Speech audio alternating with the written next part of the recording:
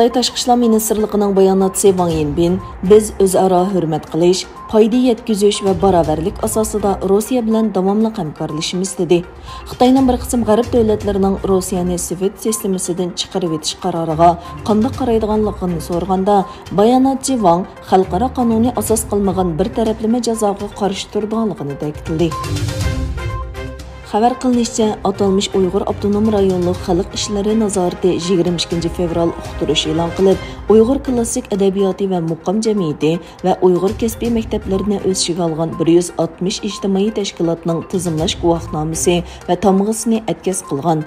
Bu 160 ijtimoiy tashkilot Miraj kasbiy maktabi, Xinjiang Intil kasbiy texnika maktabi, Uyg'ur Avtonom rayonluq Uyg'ur klassik adabiyoti tadqiqot jamiyati, Xinjiang Atlan kasbiy texnika tarbiyalash maktabi, Xinjiang Aqyar kasbiy texnika tarbiyalash maktabi, Sarvi kasbiy texnika tarbiyalash maktabi, Dolan dehqon rassomlar akademiyasi, Qoraqo'rg'on milliy naqshi usul san'ati almashtirish markazi qatorliqlarni o'z ichiga olgan ekan.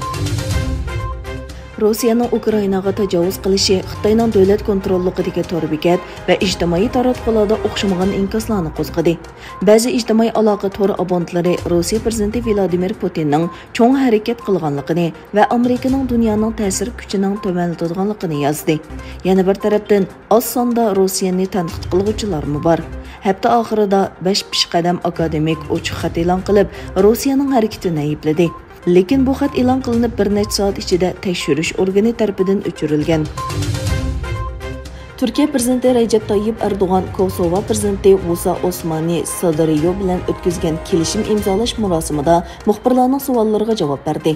Erdo'g'an Ukrainaning Yevropa ittifoqiga a'zo bo'lish talabi haqida to'xtalganda, Yevropa ittifoqi Turkiyaning Yevropa ittifoqiga kirishiga Ukrainaga o'xshash sezgurlikda muomala qilish kerak yoki birarsi urush e'lon qilib Turkiyaga hujum qilganda, ondan bu masalani kun tartibga qo'yamizlar dedi.